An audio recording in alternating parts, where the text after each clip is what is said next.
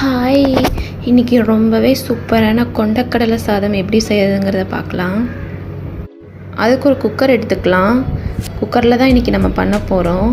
Cooker நல்லா சூடானதும் அதில் ஆயில், வெங்காயம், பட்டை வகை இதெல்லாம் போட்டு நல்லா வணக்கி எடுத்துக்கலாம்.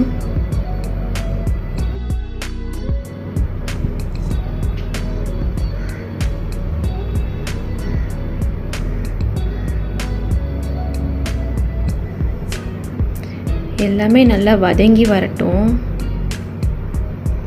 வதங்கி வந்ததும் இது கூடவே புதினா, கொஞ்சமாக இஞ்சி பூண்டு பேஸ்ட்டும் சேர்த்துக்கலாம்.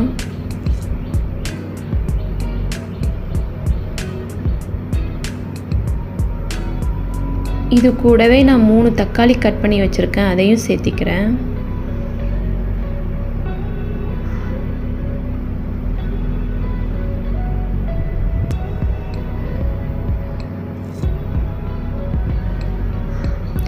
இது கூடவே மஞ்சத்தூள் 1 டேபிள் ஸ்பூன், உப்பு தேவையான அளவு சேர்த்திக்கலாம். காஷ்மீரி சில்லி கொஞ்சம் சேர்த்திக்கலாம். தனி மிளகாத்தூள் கொஞ்சம் சேர்த்திக்கலாம். பிரியாணி மசாலா கொஞ்சம் சேர்த்திக்கலாம். இதெல்லாமே கொஞ்சம் கொஞ்சமாக சேர்த்திருக்கேன். எல்லாத்தையும் சேர்த்து நல்லா மிக்ஸ் பண்ணி விட்டுக்கலாம்.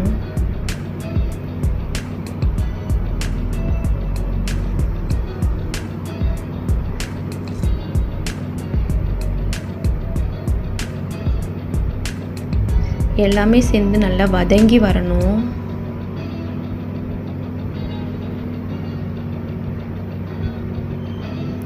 ஒரு மூடி போட்டு மூடி வச்சு வதக்கி எடுத்துக்கலாம். சூப்பராக வதங்கி வந்துருச்சு.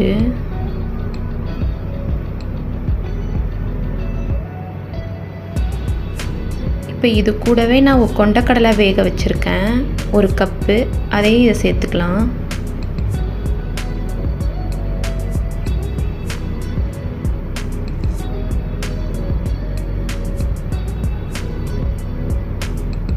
நல்லா மிக்ஸ் பண்ணி விட்டுக்கலாம். இதுக்கு தண்ணி, கொண்டக்கடலை வேக வச்ச தண்ணியே நம்ம இதுக்கு சேர்த்திக்கலாம். நான் 2.5 கப் அரிசி எடுத்துக்கிறேன், அதுக்கு 5 கப் தண்ணி ஊற்றிக்கிறேன்.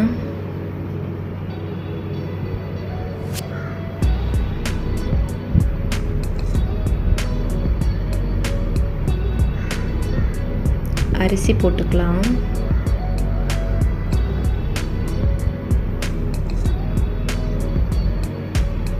எல்லாத்தையும் சேர்த்து நல்லா மிக்ஸ் பண்ணி விட்டுட்டு உப்பு கரெக்டாக இருக்கா என்னன்னு செக் பண்ணிக்கலாம்.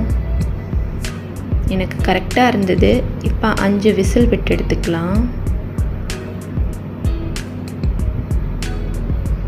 5 விசில் விட்டு விசில் அடங்கிருச்சு. இப்போ ஓப்பன் பண்ணி பார்க்கலாம்.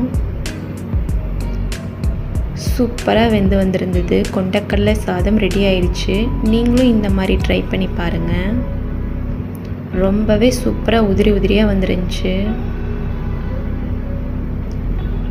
லஞ்ச் பாக்ஸுக்கு சூப்பரான ஐடியாவாக இருக்கும். ட்ரை பண்ணி பாருங்கள். நான் இன்றைக்கி இது கூட தயிர் பச்சடி வச்சு சாப்பிட்டேன். ரொம்பவே சூப்பராக இருந்துச்சு. டாட்டா.